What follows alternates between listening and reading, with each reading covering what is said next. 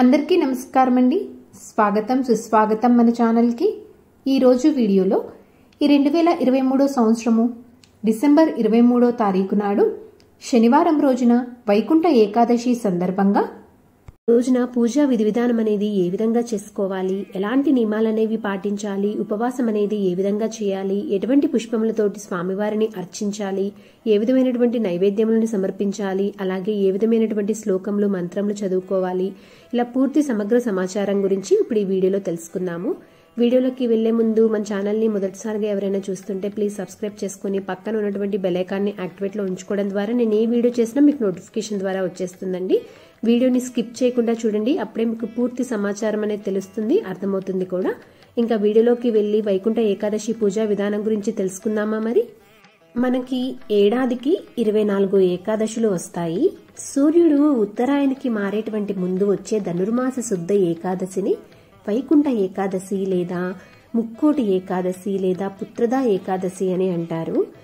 ఈ రోజునే వైకుంఠ వాకిళ్లు తెరుచుకొని ఉంటాయని వైష్ణవ ఆలయాలలో గల ఉత్తర ద్వారం దగ్గర భక్తులు తెల్లవారుజామునే ఆ స్వామివారి దర్శనం కోసం వేచి ఉంటారు.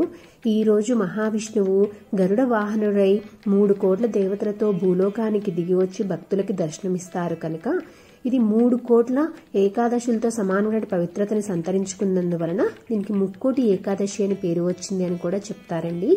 ఈ ముక్కోటి ఏకాదశి నాడే హలాహలము అమృతము రెండూ పుట్టాయి. ఈ రోజునే శివుడు అలాహలం మింగాడు. మహాభారత యుద్ధంలో భగవద్గీతను కృష్ణుడు అర్జునుకి ఇదే రోజున ఉపదేశించాడనేటువంటి విశ్వాసం కూడా ఉంది. ఇంత విశిష్టత ఉన్నటువంటి ఈ వైకుంఠ ఏకాదశి పూజా విధి విధానం అనేది ఎలా చేసుకోవాలో తెలుసుకుందామా? మరి ఈ రోజున తెల్లవారుజామున నిద్రలేచి స్నానమాచరించి పూజా మందిరంని ఇంటిని శుభ్రపరిచి గడపకి పసుపు కుంకుమల తోరణాలు ముగ్గులతోటి అలంకరణ అనేది చేసుకొని తర్వాత పూజకు కావాల్సినటువంటి సామాగ్రిని సిద్ధం చేసుకుని పూజని ప్రారంభించాలి. ఈ పూజని పూజా మందిరంలో అయినా చేసుకోవచ్చు, లేదా ప్రత్యేక ఆసనం అనేది ఏర్పాటు చేసుకొని అయినా చేసుకోవచ్చు. ప్రత్యేక ఆసనం అనేది ఏర్పాటు చేసుకునేటట్లయితే మీరు ఎక్కడ పూజ చేద్దాము అనుకుంటున్నారో అక్కడ చక్కగా ముందుగా పసుపు నీళ్ళతోటి అలుక్కొని ముగ్గు అనేది వేసుకుని పసుపు కుంకుమలతోటి అలంకరణ అనేది చేసుకొని ఆసనం అనేది ఏర్పాటు చేసి ఆసనం పైన ఒక వస్త్రంతో చక్కగా వస్త్రంని వేసుకొని ఆ వస్త్రం పైన 3 గుప్పిల బియ్యం అనేది పోసి మీ దగ్గర అంటే మీకు అందుబాటులో ఉన్నటువంటి విష్ణుమూర్తి పటం కానీ లేదా విగ్రహం కానీ లేదా వెంకటేశ్వర స్వామి వారి ఫోటో కానీ మీకు ఏది అందుబాటులో ఉంటే ఆ ఫోటోని తీసుకొని చక్కగా ప్రతిష్ఠించుకొని పసుపు కుంకుమ చందనము పూలమాలలు పువ్వులు వంటి సుగంధ ద్రవ్యాలతోటి అలంకరణ అనేది చేసుకోవాలి.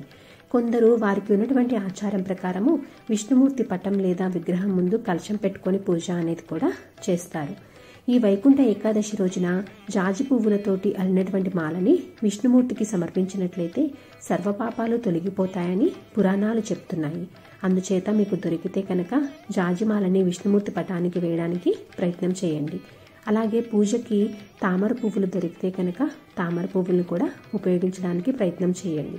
ఈ విధంగా చక్కగా అలంకరించుకున్న తర్వాత మనము ఏ పూజ చేసినా కానీ ఆ గణపతిని పూజించిన తర్వాతే పూజ అనేది చేస్తాం కాబట్టి దానికోసము విగ్రహం ఉంటే విగ్రహము లేదా పసుపు గణపతిని సిద్ధం చేసుకొని చక్కగా పసుపు గణపతిని ఆసనం మీద ప్రతిష్ఠించుకొని ఆ గణనాథునికి ధూపదీప నైవేద్యాలతోటి పూజ అనేది చేసుకోవాలి.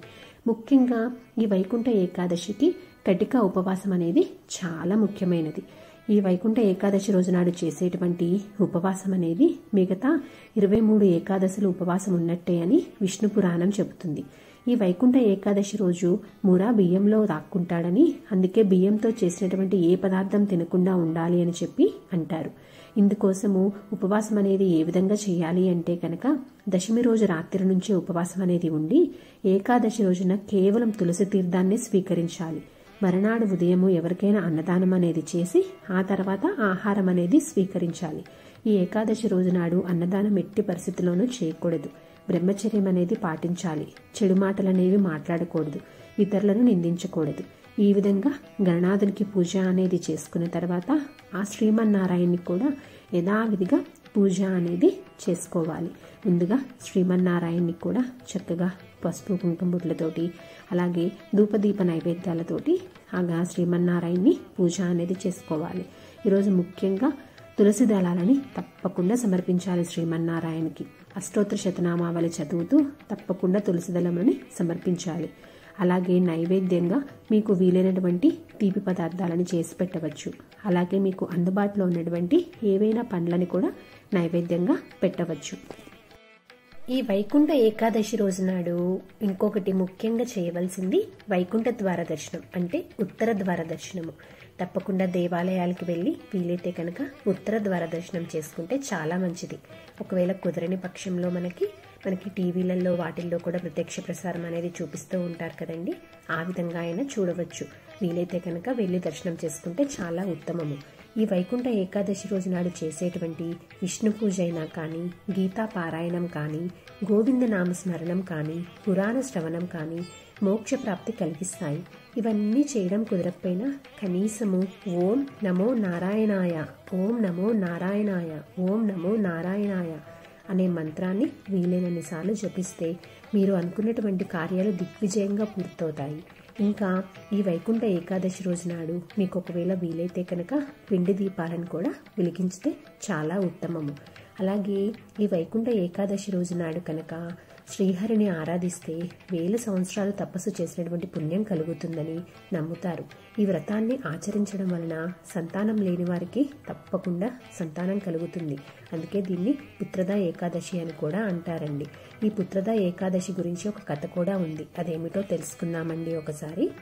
పూర్వము మహారాజు సుకేతుడు భద్రావతి రాజ్యాన్ని పరిపాలించేవాడు. అతని భార్య చంపక మహారాణి అయిన గృహస్థు ధర్మాన్ని చక్కగా నిర్వహిస్తూ, అతిథి అభాగ్యతలను గౌరవిస్తూ, భర్తని పూజిస్తూ, ఇంకా ఎన్నో పుణ్యకార్యాలు వ్రతాలు చేస్తూ ఉండేది.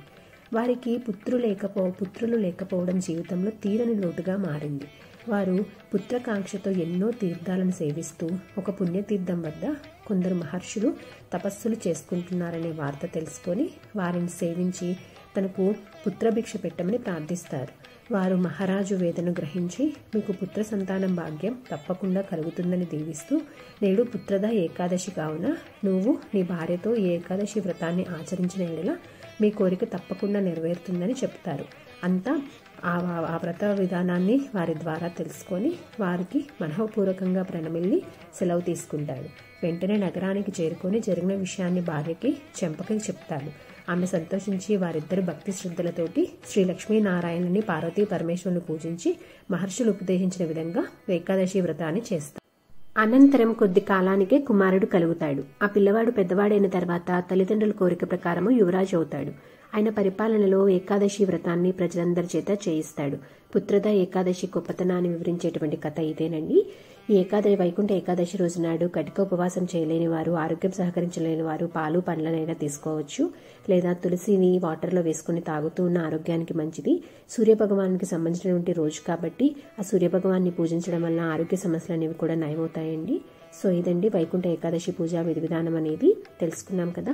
నా వీడియో కనుక నచ్చినట్లయితే ప్లీజ్ లైక్ చేయండి, ఫ్రెండ్స్ అండ్ ఫ్యామిలీ మెంబర్కి షేర్ చేసి మీ సపోర్ట్ ఇస్తారని ఆశిస్తున్నాను. మీకు ఈ వీడియో ఉపయోగపడుతుందని అనుకుంటున్నాను, మీకు నచ్చిందని అనుకుంటున్నాను. ఇంకొక మంచి కంటెంట్ తోటి ఇంకొక మంచి వీడియో తోటి మిమ్మల్ని మళ్ళీ కలుస్తానండి. అంతవరకు సెలవు మరి. సర్వేజన సుఖినో